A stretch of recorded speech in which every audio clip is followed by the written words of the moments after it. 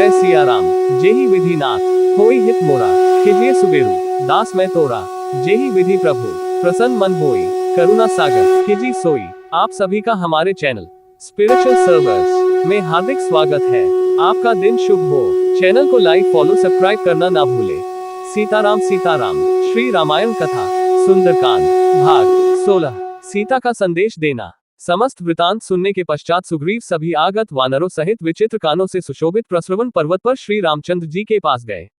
करबद्ध हनुमान ने रामचंद्र जी को सीता जी का समाचार देते हुए विनयपूर्वक कहा, प्रभो, रावण ने जानकी जी को क्रूर राक्षसियों के पहरे में रख छोड़ा है, जो उन्हें नित्य नई नई विधियों से त्रास देती है और उनका अपमान करती है।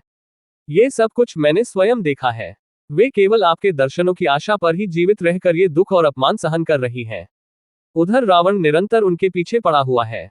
वे अपने सतीत्व की रक्षा के लिए सदा भयभीत रहती है।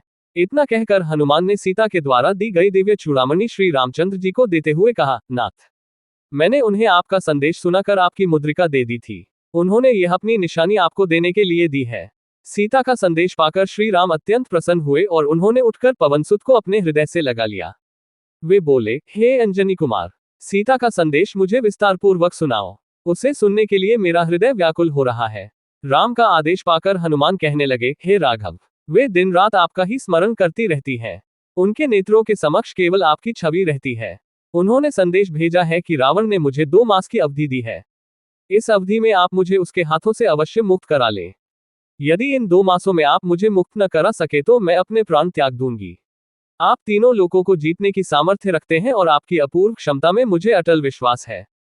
रावण को परास्त करना आपके लिए कोई कठिन काम नहीं है। अतएव शीघ्र आकर इस दासी को बंधन से मुक्त कराइए। पवनसुत की बात सुनकर तथा उस दिव्य चूड़ामणि को देखकर श्री रामचंद्र शोकसागर में डूब गए और उनके नेत्रों से अश्रुधारा प्रवाहित हो चली। फिर कुछ संयम रखकर वे सुग्रीव से बोले, हे वानराधिपति, जिस प्रकार दिन भर की बिछुड़ी हुई कपिला गौ अपने बछड़े की आहट पाकर उससे मिलने के लिए व्याकुल हो जाती है, उसी प्रकार इस दिव्य चूड़ामणि को पाकर मेरा मन सीता से मिलने के लिए अधीर हो उठा है। उसकी कष्ट की गाथाओं को सुनकर मेरा हृदय और भी विचलित हो गया है। मुझे विश्वास है कि यदि सीता 1 मास भी रावण से अपनी रक्षा करती हुई जीवित रह सकी तो मैं उसे अवश्य बचा लूंगा। मैं उसके बिना अधिक दिन तक जीवित नहीं रह सकता। तुम मुझे शीघ्र लंका ले चलने की व्यवस्था करो। अपनी सेना को तत्काल तैयार होने की आज्ञा दो। अब मेरे बाण रावण के प्राण लेने के लिए तर्कस में अकुला रहे हैं। अब वह दिन दूर नहीं है जब जानकी और सारा संसार रावण को सपरिवार मेरे बाणों के रथ पर बैठकर यमलोक को जाता देखेंगे। वाल्मीकि रामायण सुंदरकांड समाप्त। जय जय सिया राम। आगे की श्री रामायण कथा युद्धकांड भाग 1 कल आपको पुनः मिलेगी। आप सभी का दिन शुभ हो। हमारे चैनल पर बने रहने के लिए लाइक फॉलो और सब्सक्राइब करना ना भूले। जय जय सिया राम।